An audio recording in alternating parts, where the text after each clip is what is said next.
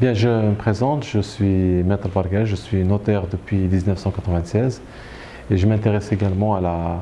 toutes les questions qui concernent la gestion de patrimoine.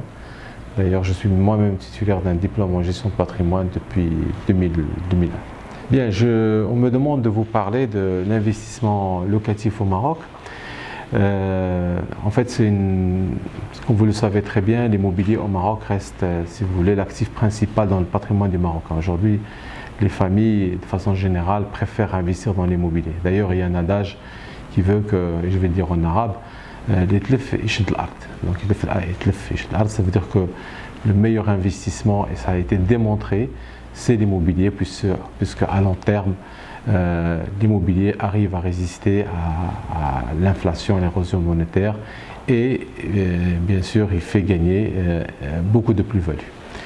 Ça d'une part, d'autre part, quand on voit les autres produits de gestion de patrimoine, les produits boursiers, les produits financiers, les produits bancaires, DAT, les produits d'assurance, il est clair que l'immobilier est un champion. C'est incontestable en termes de rendement, en termes de TRI. Il est de loin le produit le plus intéressant. Pour revenir à la question de l'investissement locatif, il est clair que quand on achète un bien immobilier, le but ce n'est pas toujours d'avoir un toit. Donc la fonction essentielle de l'immobilier n'étant pas de se loger, il est également il permet effectivement de réaliser des rendements et pourquoi pas une plus-value. Et donc aujourd'hui au Maroc, si je dois faire le benchmark avec la France elle a développé son immobilier grâce à un certain nombre de dispositifs fiscaux qui visaient en fait à booster l'investissement dans le domaine locatif. Et d'ailleurs,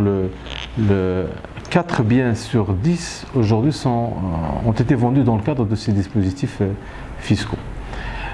Au Maroc, on peut parler aujourd'hui d'une version marocaine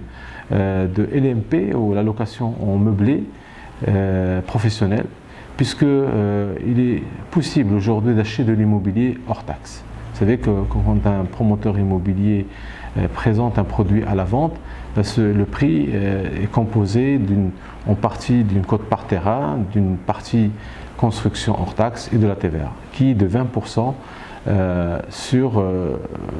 une composante quand même importante du prix de vente. Aujourd'hui, on peut obtenir de l'administration fiscale une exonération de la taxe sur la valeur ajoutée, ce qui permet à la base de faire un gain sur le plan de la trésorerie et de ne payer en fait que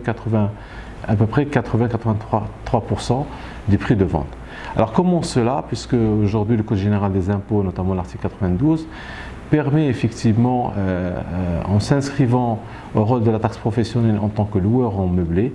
permet effectivement d'acheter hors taxe, à condition de s'engager, d'abord d'acheter dans les 2 ans à partir de la création de l'activité ou de la création de la société, ou de démarrage effectif de la société, et en s'engageant à inscrire l'immobilier et également le mobilier dans les immobilisations et les maintenir pendant une période de 5 années. Alors, ce qui permet, comme j'ai dit, de faire un gain sur le plan de trésorerie à la base, et au moment de l'exploitation, de la détention du bien, les recettes qui sont en fait les loyers, ils vont être diminués d'un certain nombre de charges, notamment les frais financiers, les frais d'administration et la dotation d'amortissement, puisque un bien qui est inscrit au niveau des immobilisations, et notamment la partie construction, il peut être amorti, et puisque la période d'amortissement étant de 20 ans, chaque année, on peut amortir jusqu'à 5%, sachant que si j'ajoute en fait les frais d'administration et les frais financiers, on est à un niveau de charge qui est supérieur aux recettes, et vous avez très bien compris qu'en fait, pendant la durée de détention, on ne fait que créer un déficit qui vient se cumuler de manière que le jour en fait, de la vente du bien, le déficit en question est imputé sur la plus-value et in fine ça permet de faire ce qu'on appelle une optimisation fiscale. Voilà, je vous remercie.